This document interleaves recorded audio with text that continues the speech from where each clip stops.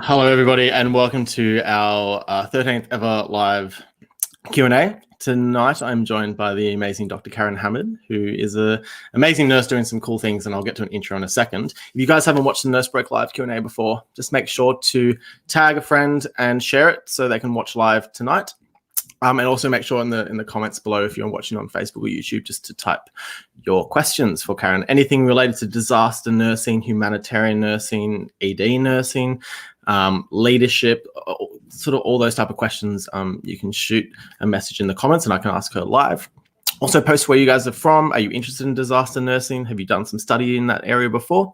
We're also live in Melbourne and there's crazy storms at the moment. So if for some crazy reason I disappear a screen or we have some technical difficulties, I am sorry.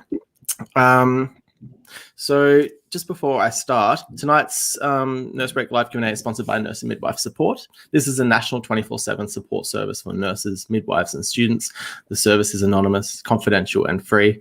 Support is provided by nurses and midwives who understand the world you live in and work in. And you can contact Nurse and Midwife Support for any issue you need support for, no matter where you are in Australia. 1-800-667-877, www.nmsupport.org.au. Your health matters. And Karen, thank you for joining me tonight. Thank you for having me. It's a pleasure. You are joining us from quarantine. Am I not incorrect? Yes, quarantine. How's that? I'm smiling, but I don't really feel like smiling. What day are you up to now? Day 4. I feel like every day is Groundhog Day at the moment. Yeah, right. Ever done quarantine before, or is this the first time? So I did it when I went to Papua New Guinea, but I only did it for 7 days. I had a nice sweet room and I had a balcony, so I had fresh air. Yeah. So it's very different to this. This is one room, no fresh air. I feel very claustrophobic. No. That's not good. No, I'll do a quick intro of you. Yeah, no, that's not good. Yeah, fresh would be very therapeutic. That's a long time to have no fresh air. So Karen Hammad has just returned from Papua New Guinea, actually, after consulting for the World Health Organization on the spread of COVID-19 in PNG. So tonight we're going to be talking about disaster nursing. Karen is also a fellow of the College of Emergency Nursing Australasia, is a senior lecturer, a researcher, and is passionate about preparing individuals and health services for disasters and mitigating the sort of outcomes of that. So yeah, Karen, so besides being in quarantine and having no fresh air, let's get into it. So what was your journey into nursing like? So my journey into nursing, very honestly and candidly, I didn't really want to be a nurse. It wasn't anything that I aspired to do. I really just wanted to travel the world. That was my plan. And my parents had filled out the SATAC or University Acceptance Form or whatever it is while I was living in Scotland. And I still remember the day that my father rang and said, "Oh, you've got into nursing." And yeah, I was disappointed. I don't know what I didn't want to go to university. All I wanted to do was just travel the world. I was only 18 and I hadn't really thought ahead to what I was going to do. So it wasn't really a plan of mine. However, because I was only 18 and I'd sort of run out of money, I thought maybe I should come home and go to university and study nursing. So I did. So you didn't enjoy nursing? You didn't even enjoy studying it, or even your first few years as a nurse? You just weren't a fan? So no. I felt like please elaborate. I'm being very honest. I felt like university didn't really align to my real experiences as a nurse. And I remember the first year out of university, I felt that that's when I learned a lot of what I needed to know. And I was working on a ward. Well, I was working on 2 wards during my graduate year. One was renal and one was orthopedics. And I just remember thinking, this isn't for me. and I don't know why. It just wasn't really for me. So I went down to the emergency department because that looked pretty cool, and spoke to the nurse manager down there and asked, is there any possibility that I could maybe come and work in the emergency department for a while? And she said, all right, we'll put you on a 3-month contract. And so that was it. I never looked back. I loved emergency nursing. I felt like I found my place.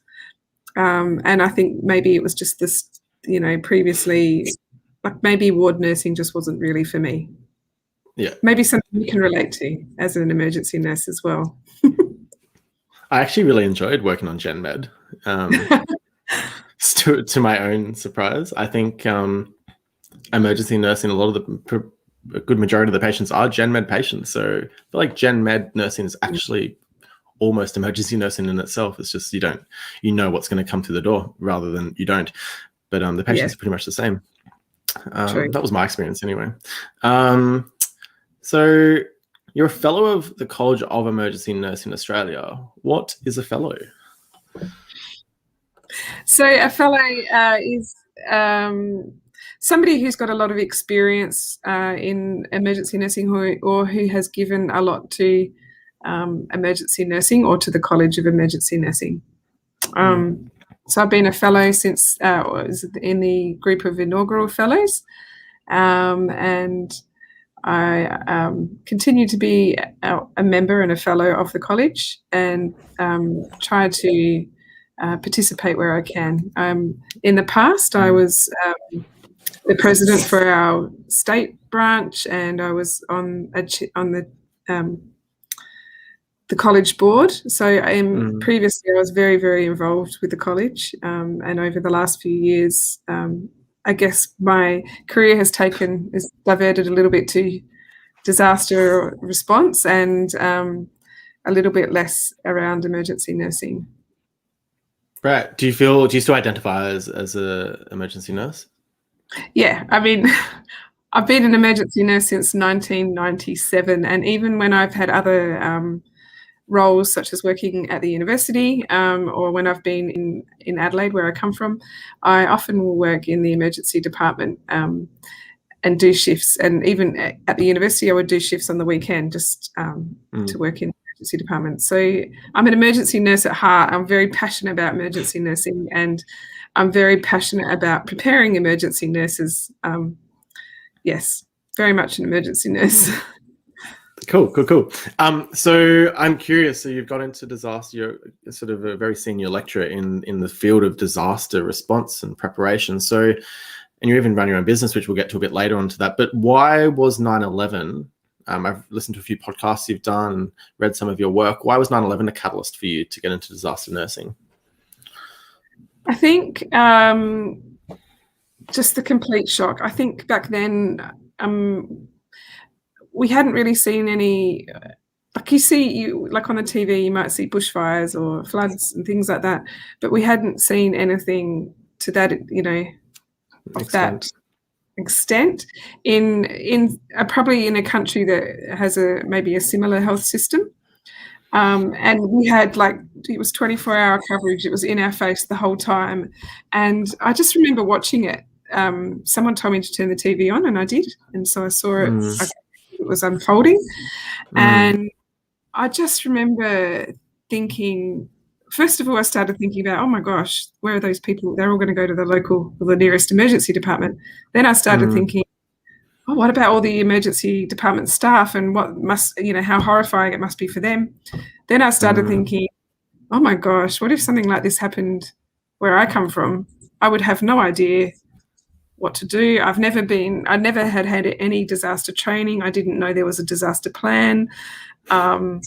So I just felt, like this is something that I wanted to know more about. And I started having conversations with my colleagues, because I felt really unprepared. Does that mean everyone else feels unprepared? And I think the more I spoke about it to my colleagues, everybody sort of felt the same way. So yeah, that then made me start to really think about the training that we've had or haven't had. And I did a little bit of a survey amongst emergency nurses in South Australia at the time, in Adelaide.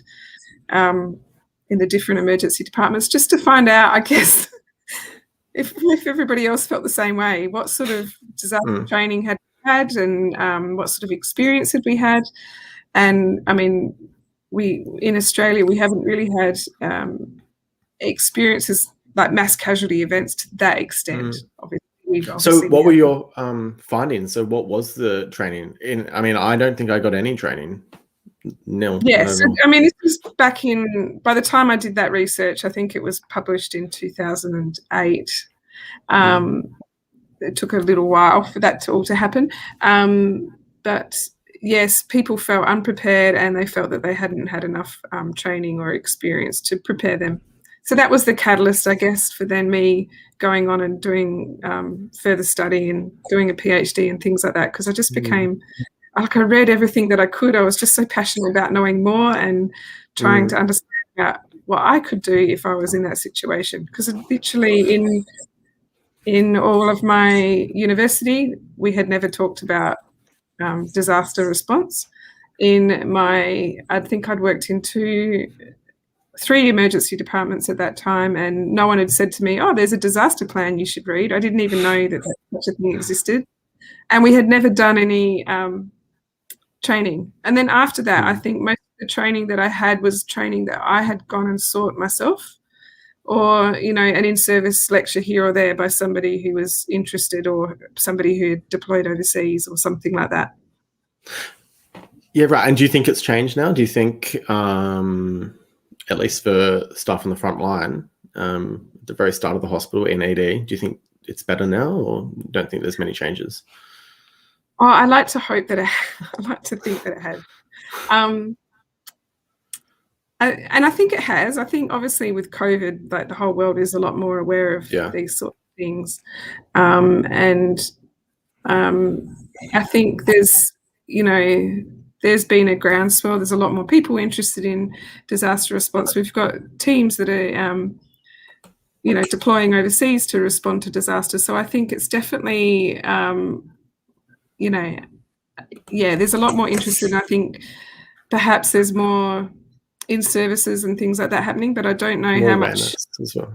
Yeah, more awareness, but I don't know how much actual training opportunities there are for nurses working. I mean, working in the emergency department, or just working as a nurse anyway, we're just so busy with the day-to-day. It's very hard time to go off and do training, especially with something that might not happen in your career.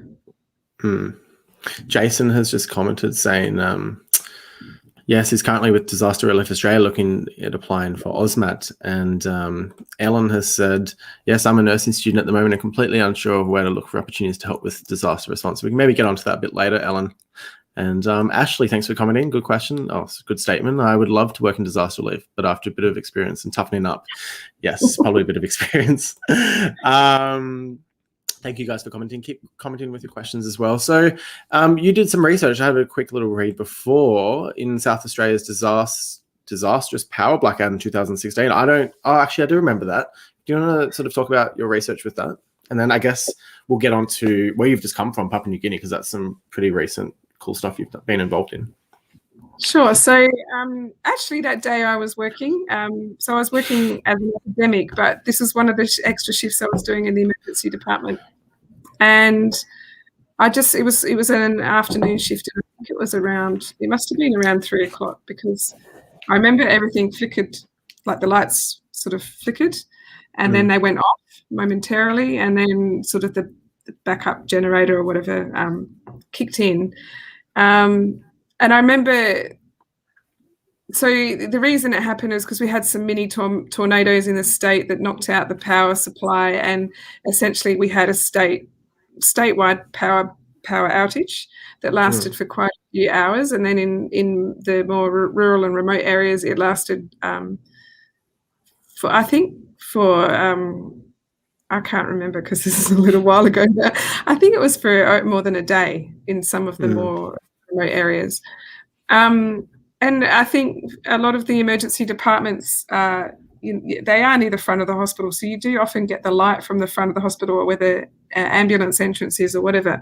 But as you go deeper into the emergency department, it's actually quite dark. So I think for me, though, in that experience, just challenging for me that with my children were coming home from school and their mobile systems went down as well, and I had no way of contacting them. So I didn't know if they were safe. But at the same time, we had an emergency department full of people to look after. So was the backup plan, did it work? Like the generator, like, was that a sufficient solution? Or? The generators did kick in, but I know that one of the hospitals, the generator didn't kick in. And I know for people that were ventilated, I think in the ICUs that obviously they had to hand ventilate people. So that research that we did, there was a few of us that were had been working that day and we'd been talking about it, and all had similar experiences and wanted to know a little bit more about how it felt. So yes, we did a survey to find about amongst emergency nurses and doctors, just to find out what that experience was like, really. There you go. I can't remember that entirely. I do vaguely remember that occurring. So you're in quarantine, you've just come from PNG, so you were part of the incident management team for the World Health Organization in Papua New Guinea as a consultant. So what have you just been up to recently? So my role was within the incident management team, we have different pillars. So you might have logistics, you might have surveillance, laboratory, and then we have case management, among other pillars. So I was leading the case management team, which is clinical management and infection prevention and control. So I had a small team underneath me of consultants from the World Health Organization, and we worked in the National Control Centre with counterparts from the Department of Health in Papua New Guinea. So I had a clinical management and also infection prevention and control counterparts. And a lot of what we did was writing guidelines and SOPs and policies and things like that, but also doing a lot of training and going out to different provinces and having a look at the responses in the different provincial health authorities and talking to clinicians and providing technical advice as required. So how is the system there set up? So do they have individuals with your level of expertise in country, or do they do require sort of external expertise in your case? Yeah, they have very well qualified people in Papua New Guinea, but then they also, particularly in a response that this is big, they do require support from other partner organisations. So World Health Organization was just one partner organisation. There were other organisations such as UNICEF or FHI 360 in different parts of the response, not just clinical, but so parts of the response, all working together to support Papua New Guinea. So you sort of mentioned on the typical day your SOPs and your policy writing. What were some sort of other things that you'd wake up? Would you go to an office? Like, how does it work? So yes. So if I was in Port Moresby, that's where I've been living for the last 9 months. So living in Port Moresby, I would go to work at the National Control Centre. And we all work in a big sort of open plan office together. And then so that would be sort of my day-to-day would be spent in there, attending meetings or writing documents or and working with my colleagues. And then every now and then I'd go out on provincial travel. So that just means going out to a province and visiting the provincial health authority, who's like the local sort of the local Department of Health, I guess. Charge, yeah. Yeah, and then also going to the provincial hospital and sort of looking at their clinical pathways from as the patient arrives, their triage and screening and things like that, as well as their isolation or their COVID management. And also looking at it from an IPC perspective. to see how they're going. Often I would go with a team of other colleagues from the Department of Health or from the WHO. It would be mixed teams. So everybody in the team had sort of a different area of expertise. So I might have a surveillance person on the team or a logistics person on the team. So we're all going to provide support and often do some ad hoc training, go out to the district hospitals as well, if we can, if they're not too far away, and provide as much technical support as we can. And then that helps build sort of relationships and networks. When you come back to Port Moresby, if we create a new guideline or whatever, we can always feed that back to them and try and provide some ongoing support. And okay, and what would you say would be some of the biggest challenges you experience? I guess for me, like I'm assuming I haven't been to PNG, but do most people there speak English? So just language as one sort of challenge compared to all the other ones? Yeah, so English is one of the official languages, as well as Tok Pisin, which is one of the local languages. But PNG has about, I think it's over 800 cultures, and therefore different languages. Different tribes have different languages, and there's just so many different languages in PNG. But most people, or pretty much everyone, speaks English. I did learn Tok Pisin, well, very small amount of Tok Pisin, just to because I feel like it's nice to try and understand the language and be able to speak to the local people. And I think particularly when you go out of Port Moresby into the provinces, where people are more likely to be speaking their other local languages, it's just nice to be able to try and speak the language. So how do you say wash your hands in Tupusin? No. I think it's wash hands or something like that. What would you say would be like the three, or maybe less than like the two biggest highlights? Like what was something that was like, that's a big achievement I did there, like you did make an impact, and maybe what was just another highlight you had? I feel like, I don't feel like I did anything by myself, so to speak. I think I was always working in a team. So I either had my case management team, or the WHO broader team, or the team that works at the NCC, or the team that went out on provincial travel. So I felt like everything I did was part of a team, and it was very much a collaborative effort. Things that my team did that I think are useful is, we reviewed their clinical management guidelines for COVID and their infection control guidelines, and we wrote guidelines on home isolation, as well as setting up an isolation facility at a hospital. So these were quite big guidelines that I think will be very useful. But I think maybe for me, it's the little interactions I've had along the way with different healthcare workers that maybe have a bigger impact in the long run, if that makes sense. Yeah, no, it makes sense. And were there many Australians in PNG with you, or? Oh, there's lots. It's everywhere. like Australia in a way. There were a lot of Australians there. In our WHO team, we had a few, but definitely there was a big expatriate Australian population there. I'm curious, so how do you get a job with WHO? Like, do they poach you, or do you have sort of relationship with them previously, or do you just go to a website and apply? So I've been working for the WHO for a couple of years now.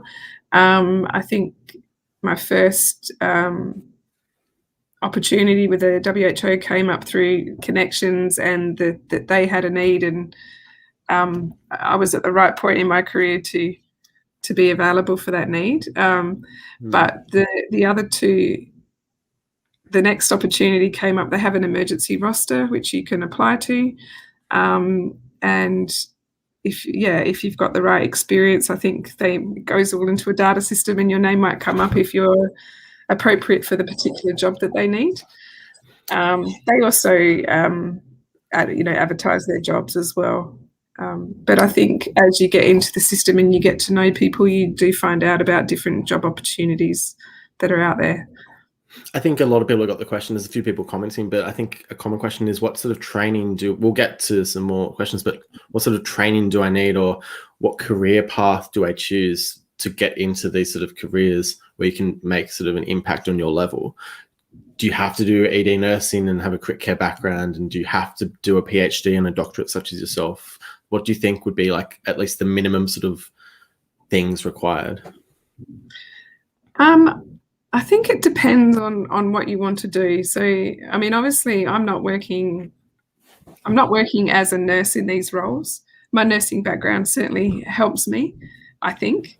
But I'm not employed as a nurse, I'm employed as a consultant. And I think the way that I've got there is by simply pursuing a passion and doing a PhD, I guess, in this area. I think if you want to work, you know, operationally as a nurse in development, then there are a lot of organisations and NGOs that you can seek further training with. But I think having a background in emergency, or, you know, areas that are valuable, you know, remote and rural nursing, because a lot of these countries that you'll be deployed to are very low resourced settings. And I think even for me, I just have found working, you know, I've always had everything at hand working in the emergency department. Everything's there, everything's so well resourced. We have everything we need. And then you go out to these little, you know, clinics and facilities, or even some of the provincial hospitals, and they don't have running water, or they don't have a, you know, regular electricity supply, or they can't have a stethoscope to listen to someone's chest. Simple things that we just have in abundance. I think being able to work in those low resource settings, I think would really stand you in good stead. And obviously having a good clinical knowledge, if you're going to do that sort of working as an actual nurse in those situations. I think if you want to do the sort of work that I do, pursuing maybe, you know, further studies in public health or development would be really beneficial as well. I think that's very, very good advice.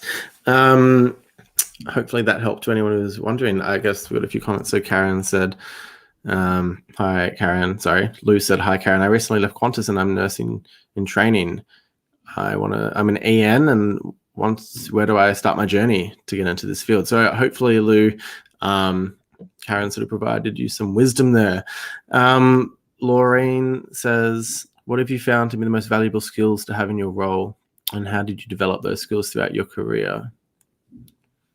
I think I sort of think being an emergency nurse has helped me in that I feel like I'm quite pragmatic and but can adapt quite quickly to different situations. So I do think that's general, and also being able to cope with different stressful situations that, you know, are thrown at you in the emergency department. So I think a lot of that experience as an emergency nurse has really helped me through my career. I think the way I got where I was literally just being passionate about something. I mean, doing a PhD was also not in the plan at all. I just I very much loved emergency nursing. I was a senior nurse in the emergency department. I saw myself as, you know, being an emergency nurse forever. And when I did that little study that we talked about previously, someone else mentioned to me that I should go and find this man he's doing something similar, they told me. And I got the research that I did was accepted for a conference in Amsterdam. And while I was there, he was presenting, and I remembered that person said to me, oh, he's doing the same stuff. So I went and had a chat to him after he did his presentation, and he tried to convince me then, oh, you should do a PhD. And I remember thinking, I'm a clinician, like, why would I do that? Okay. So anyway, he ended up being my PhD supervisor. I actually went and did an honours degree because I think it's about 15 years since I'd finished nursing. So I did my honours degree, and then just this passion kept driving me to want to know more and to better prepare people. And so then I did go and pursue the PhD, which people that I went to school with would think hilarious because I'm not the most studious person. Yeah, someone who hated nursing did a PhD in it. There you go. Okay, so I didn't want to be a nurse, but I don't hate nursing. I'm a proud nurse, and I think it's a fantastic career. I think being a nurse can take you to so many different places and give you so many amazing experiences. And I'm actually thankful that my parents did sort of push me in that direction because I've had an amazing career, and I would recommend nursing to anyone. Like, I do think it's a really great job. It's just that I didn't think it was something I wanted to pursue back then. I didn't think a PhD was what I wanted to pursue either, and then here I am. Yeah, and I think many students, and that first year when you had those feelings, I think that's quite a common, feeling for many people. It's almost like it's a mixture of what am I doing, plus imposter syndrome, plus I've made a big mistake. But if you push through, then you find out you can do some cool things in your career. I think that's sort of one of the cool things I've been able to get through the nurse break to people, is that there's lots of sort of opportunities out there if you just push through it. My next question is, you actually developed a whole master's degree. Now, I don't feel like that many people get to do that. So you've developed a whole master's degree in disaster health. Yeah, what's the story behind that? Okay, so again, it wasn't just me. So I was working at the university, and the university had an interest in developing a disaster program. And I guess with my background, I seemed like a likely choice to drive that. So I worked a lot with the National Critical Care Trauma Response Centre up in Darwin, with the staff up there at the time, as well as different academics. And we created a nine-topic master's degree. So using everybody's expertise, I guess, we devised sort of a plan for what that would look like, and created the content. And then I ran the course, also with help from other people, running some of the topics and doing some of the sessions. But it was a course for nurses, doctors, paramedics, other allied health, who either were interested in disaster response because maybe they work in an area that they know that there's a disaster, or there might be a disaster and they want to be prepared for it, or maybe they want to deploy in a humanitarian sense. So it was very much an operational course, and masters by coursework, not masters by research. Yeah, right. I'm curious. So there's many types of disasters. You've got the pandemic, and then you've got CBRNs, chemical, biological, radiological, nuclear, and then you've got natural disasters and so on. So we've had a few comments that Amy has commented, but how do the courses structure around different types of disasters, or is it just a sort of generalized degree? No, there was. It did address the fact that there's lots of different types of disasters and they have very different impacts. And there was courses specific to humanitarian response and like large sudden onset or catastrophic disasters, as well as some content on things like pandemics and things like that. So there was quite a variation. And I have to point out, like, when I left the university, that course stopped running, unfortunately. Oh, no. I don't think there was anyone to run it. Sorry? Which university was it? That was Flinders University, where I was working at that time. Sorry, I cut you out. What was it? Which university? Flinders University in South Australia, which is where I was working at the time.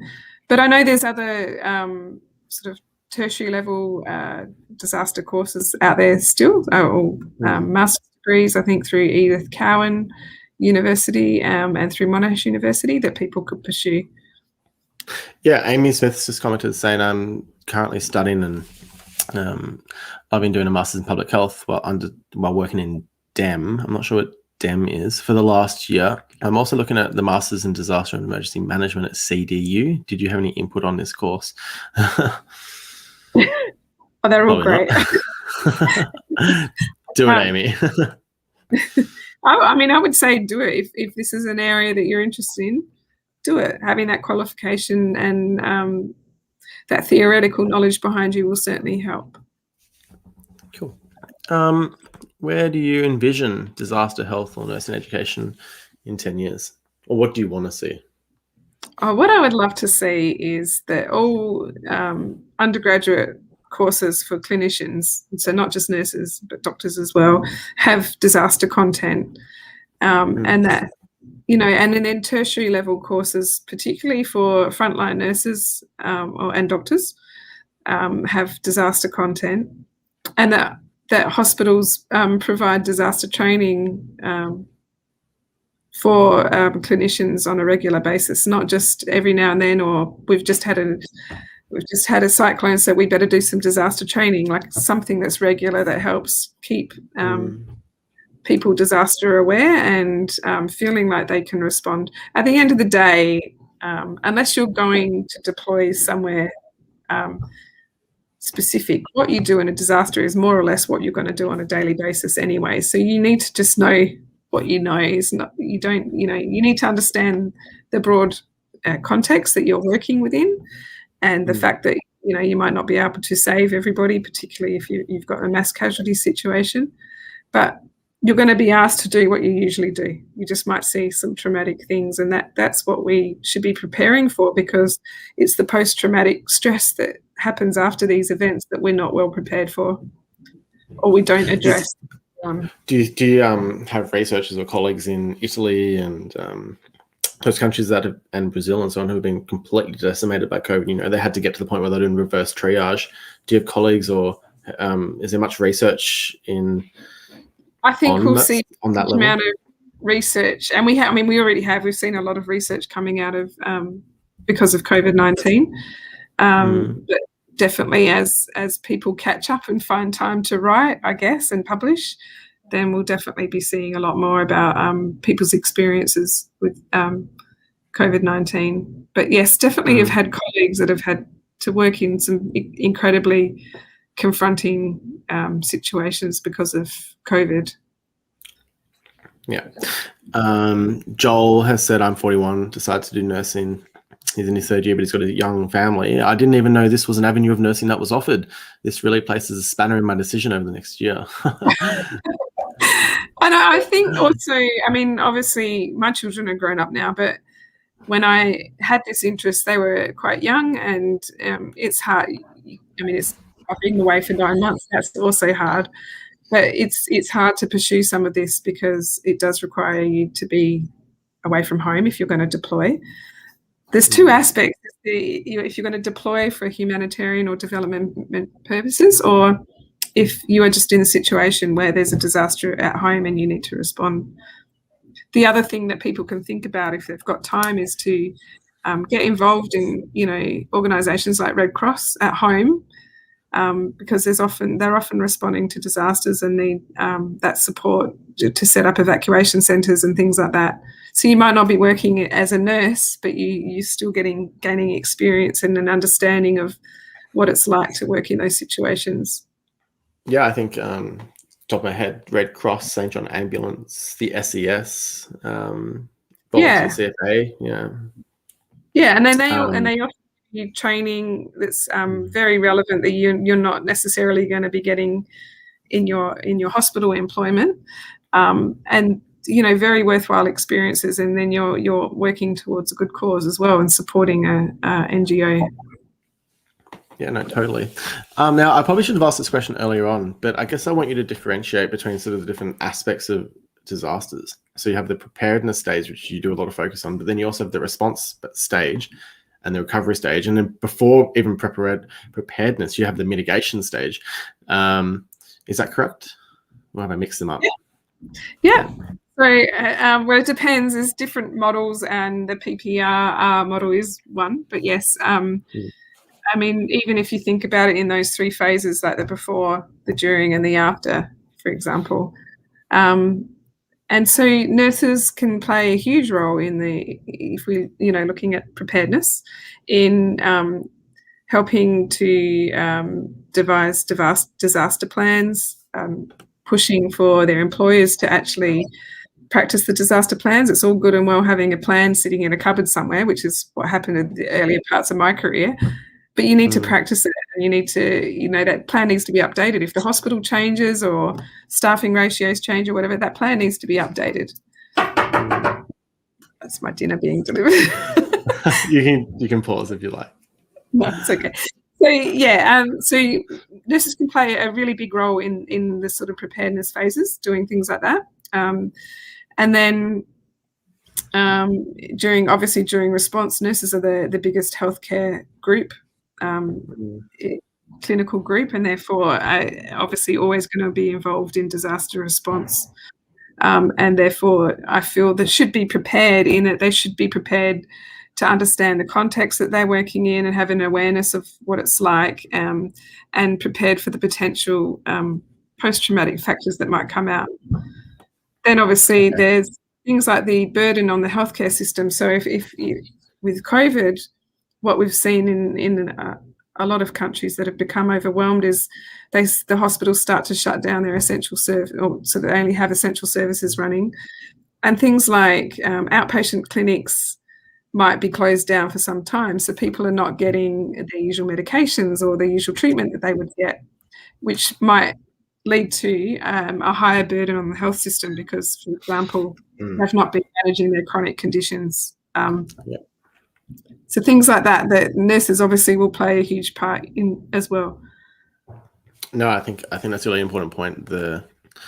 I feel like a lot of nurses, especially in Victoria, would have experienced that with such a long lockdown, and seeing this spike of acute on chronic sort of issues that are presenting.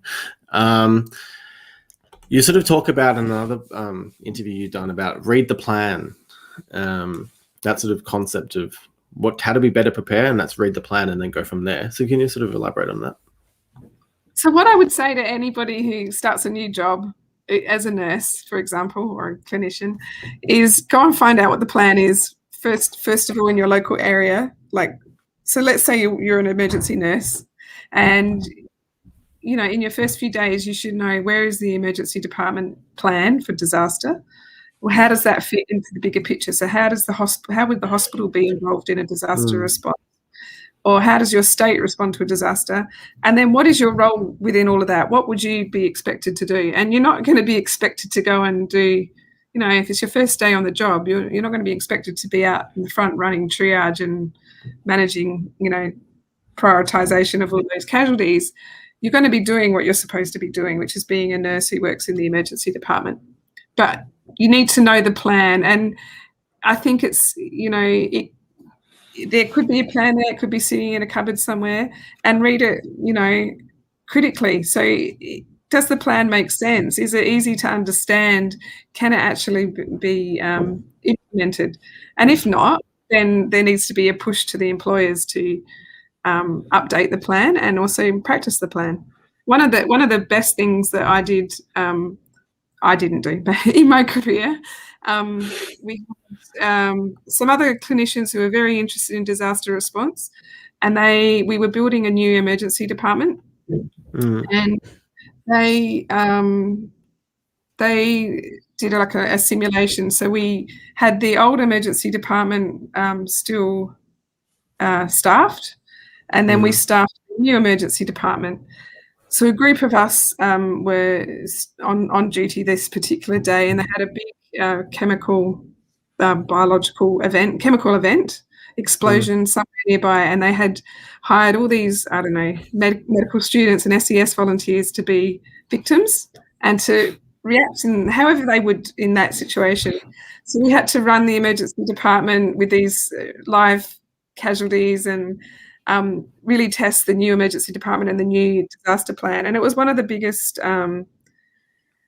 simulations that they'd had at that time in the Southern Hemisphere. So for me, that was one of my first exposures to working in that sort of environment. And I think it was amazing. It really gave me that knowledge and experience that we don't normally get in a controlled sort of environment.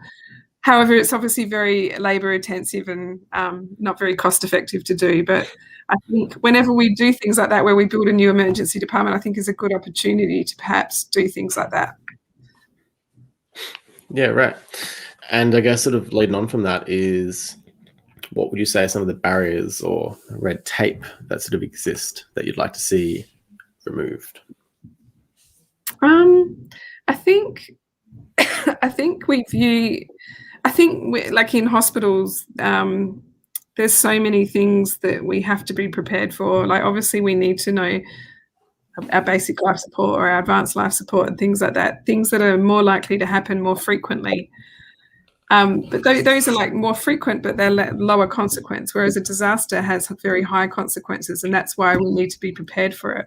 But because they don't necessarily happen that often or have such extreme effects, a bushfire out in the bush is not having major effects in the city, for example. It is for the local people in that area. And so then hospitals don't really factor in disaster planning or disaster training or preparedness.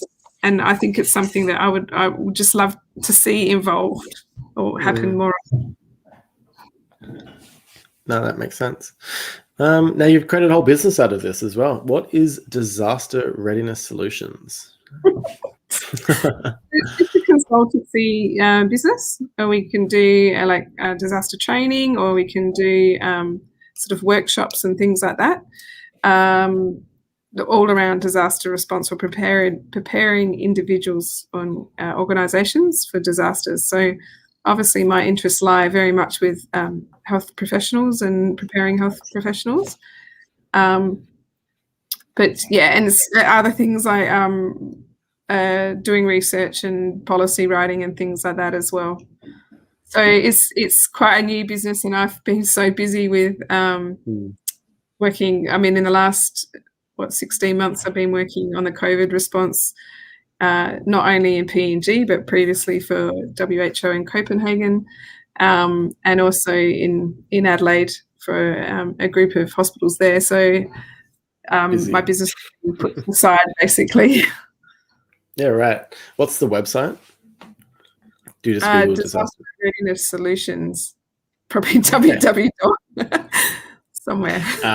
So yeah, if you have an interest in that, or you're a senior nurse and you need some help, then check out that. I'm curious, what is your leadership style, and what would your advice be for up and coming nurse leaders? I don't think I've analysed my leadership style too much, but I like to try and be inclusive and listen. Like, I feel like everybody comes with different experiences, and I'm not the font of all knowledge. Like, everybody brings different experiences and different knowledges, different levels of knowledge. And you can have preconceived ideas about what that person brings, but I think you need to be open to what they can bring and hear them out. So I think I try to be inclusive and understanding, I guess, to other people's experiences and collaborative. Yeah, nice. And in your 25-year nursing career, so I was 1 when you started. Sorry. So old. What is the key to a successful nursing career? I don't know, because I think there are so many different avenues of nursing, as we touched on before, and I don't know. I think there's just so many different ways to measure a successful nurse, because you could be successful as a nurse, as I think we have good nurses and not so great nurses, people that are really passionate and people that go in and look at their patient and talk to their patient and see their patient as a person, not as, oh, I have to go and do a blood pressure in there or whatever. I think that makes a really successful nurse, someone who's mastered that art and isn't just seeing nursing as a job. So to me, that's a successful nurse. And you could have someone who does that for, 50 years and does it really well. That's a successful nurse.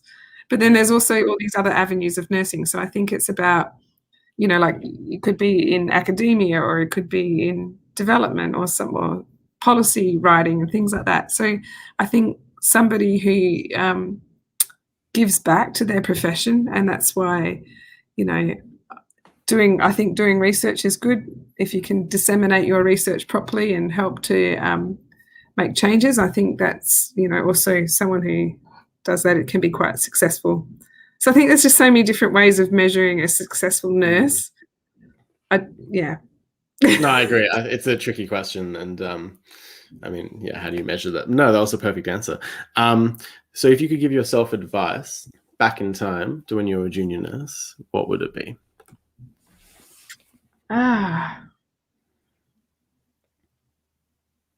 don't know. I think just to take every opportunity. I think a lot of the things that have happened in my career, opportunities that have been presented to me, and I've had a sliding doors moment, I guess, where I could have gone, I'll take that road or I'll take that road. And sometimes I've just gone with the opportunity, and it's opened up these amazing pathways for me. So I think taking opportunities when they come and keeping, to always learn. I don't think you don't just do your nursing degree and you're done. I mean, obviously, I went on and I did a emergency nursing diploma, and then I did an honours, and then I did a PhD. I didn't plan to do that. But in between that, there's all the other learning that you should do, like your professional development and keeping up to date with the latest ways of doing or latest treatments and things like that. Not on everything, but definitely specific to your area. So I think always being open to opportunities and to learning opportunities as well. 100%. I think lifelong learning. And for anyone who's watching, we're almost finished. If you have any final questions, make sure to type them in the comments.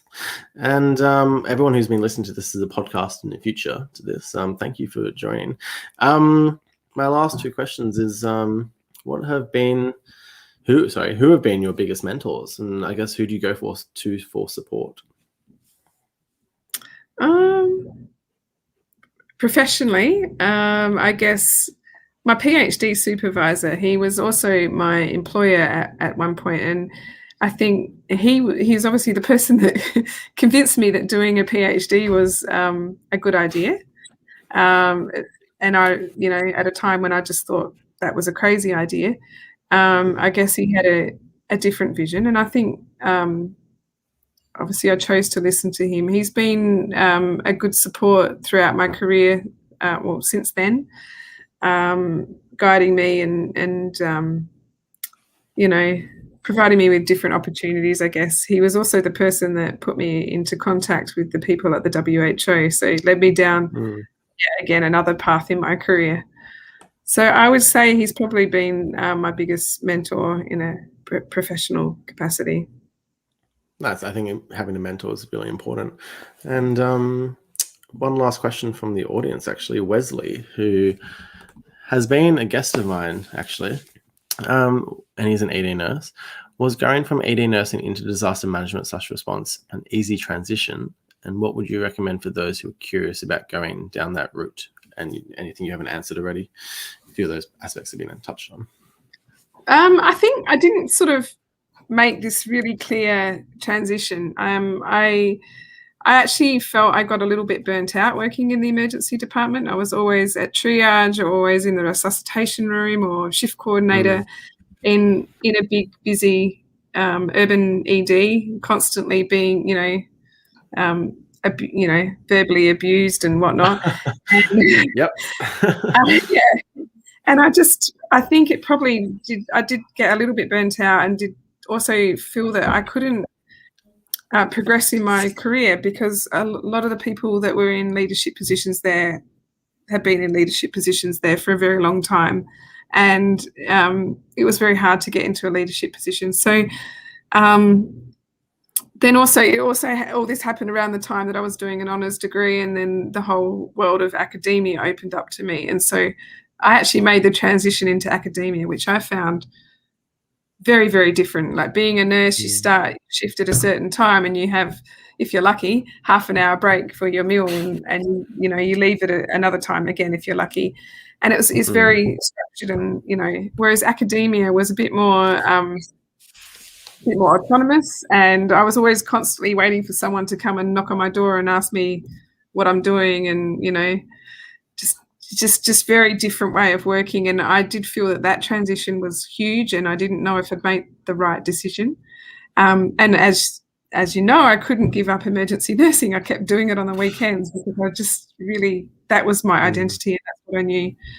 I think the work that I've been doing has been a bit more, with the WHO after I left the university, was around chemical and biological preparedness, and then it moved into the COVID response as well. And so a lot of it's been around writing policies and assessing hospitals for their preparedness. Not so much emergency management, I guess. It's more, I don't know. I feel like it's been a bit more developmental where I've been working. So I think, it's sort of, to me, it was a bit more of a logical transition moving into that sort of stuff after a career in academia. I think I had the knowledge to be able to write policies and SOPs and guidelines and things like that, and work at that more academic level. But I also have the clinical background to be able to go into health facilities and understand the flow and what sort of COVID management things should be in place. So I think academia and emergency has all brought me to this place, perhaps. This is me thinking as I'm talking to you. And here we are. Wesley, I'm sorry. And I think very senior nurse Lisa Kuhn. Lisa. Has Lisa written a book? I've got a feeling I've read her textbook. Lisa's a very well-known emergency nurse. Thanks to you both for tonight's presentation. Great to hear about your journey, Karen. So thank you, Lisa, for your comment and for watching along. It's great to have junior and senior nurses tuning in, and I think having a live Q&A like this sort of breaks down some barriers and make it a bit more personable. So hopefully everyone has enjoyed, and hopefully this wasn't too nerve-wracking for you. I know this is the first time doing a live Q&A for yourself, so thank you for joining. I hope it's been worthwhile for people, and I am available on LinkedIn if people have more questions. Perfect. Once again, for everyone who was watching, thank you. Make sure to check out all our other live Q&As we've done. You can listen to them all. You can either watch them like on video right now, or you can listen to them as podcasts. All you have to do is go to just type in Google the Nurse Break, and then just click on the live podcast videos, and you can watch all the other ones we've done. We've done some amazing topics. This is probably the last one we're going to do for a while. I'm moving to the Northern Territory, so it could be quite a few months before I am able to do another one of these, but rest assured we will do more. Lisa has said I am not. So yes, you are. So thank you once again, guys, and keeping in we've got a mini series on violence and a whole bunch of other questions coming out. The next trailer might come out tomorrow or not, and the plan is to get some media exposure and sort of bring to the forefront of everyone's attention sort of the shit that we do deal with across all aspects of nursing: community, aged care, mental health, ED. We deal with a lot of violence, sometimes intentional, sometimes not. So it's all about bringing attention to that. So just make sure to stay tuned, like the Facebook page, and subscribe, share, subscribe. And thank you, Karen, once again for joining us. Thank you so much, Jackson. It's been a pleasure. Thank you. I'll meet you offline at the back. Okay.